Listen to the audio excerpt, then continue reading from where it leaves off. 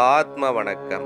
ஆத்மபிதா சுவாமி சிவானந்த பரமஹம்சர் அவர்கள் அருளிய புண்ணியம் பாபம் இவற்றின் உண்மை. இந்த ஜடமாயிருக்கின்ற பெட்டியில் உண்டாயிருந்த புண்ணியம் என்கிற தனம் நசித்த பொழுது ஜடமாயிருக்கின்ற பெட்டி மட்டும் மிச்சமாகி அதை குழி தோண்டி புதைக்கவோ அல்லது சுட்டு சாம்பலாக்கவோ செய்கிறோம். இது நமக்கு கண்கூடான அனுபவம் அல்லவா? அதனால் இந்த ஜடத்தில் ஒரு தனம் உண்டாயிருந்ததென்றும் அந்த தனம் புண்ணியமாயிருந்ததென்றும் வருகிறது. புண்ணியம் என்றால் சுகிர்தம். சுகிர்தம் என்பது விசேஷ கிருதம். விசேஷம் என்பது அறிவு. கிருதம் என்பது செய்யப்படுவது. விசேஷ கிருதம் என்பது அறிவினால் செய்யப்படுவது. எனவே அறிவினால் செய்யப்படுவது புண்ணியம் என்றும் அறிவில்லாமல் செய்வது பாவம் என்றும் உலகத்தில் சொல்லி வருகிறார்கள்.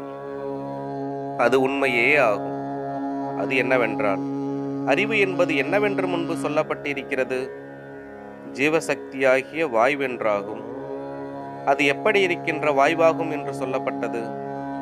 பிரம்மரந்திரத்தில் தாக்கிக் கொண்டிருக்கின்ற சமீரணன். அப்பொழுது அறிவாயிருக்கின்ற வாய்வினால் செய்யப்படுவதற்கு புண்ணியம் என்றும், அது உள்வழியே அல்லாமல் வெளியில் போய் தீர்வதற்கு பாவம் என்றும் பெயர். இதனாலே ஆகும் புண்ணியம் நசித்தால் பாவம் என்று சொல்ல காரணம். அப்பொழுது பாவம் என்று சொல்லுவது என்னவாகும்? ஜீவனை நசிப்பிக்கிறதாகும். உமது ஜீவனை நீர் சிநேகித்தீரோ? ஓ, நான் சிநேகித்து வருகின்றேன். எனில் நீர் செத்து போவீரா? நான் செத்து போவேன். உங்களுடைய ஜீவனை நீர் சிநேகித்ததானால் செத்து போவதற்கு இடமுண்டோ? அது எப்படி என்று எனக்கு தெரியவில்லை. சொல்லுகிறோம். அதாவது, உமது ஜீவனை நீர் சிநேகித்து வருவீராயின் அந்த ஜீவனை வெளியில் விடுவீரோ?